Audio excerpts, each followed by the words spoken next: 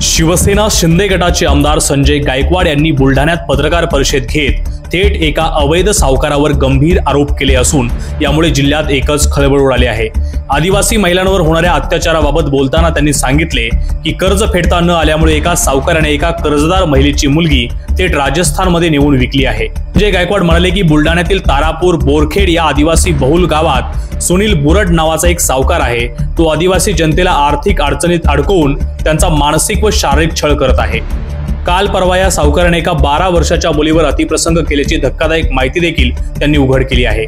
विशेष म्हणजे संजय गायकवाड हे सत्ताधारी गटाचे आमदार असून राज्यात त्यांचे सरकार आहे, तरीही त्यांनी अशा गंभीर प्रकरणात थेट पत्रकार परिषद घेऊन सरकार विरोधात आक्रोश व्यक्त केला आहे। हे शासनाच्या यंत्रणेवर मोठा सवाल निर्माण करत आहे।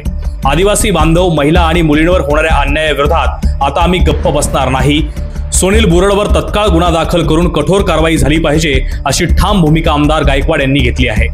दरम्यान संपूर्ण प्रकरणाची चौकशी करून दोषींवर कठोर कारवाई करण्यात यावी अशी मागणी आता जिल्ह्यातून जोर धरू लागली आहे।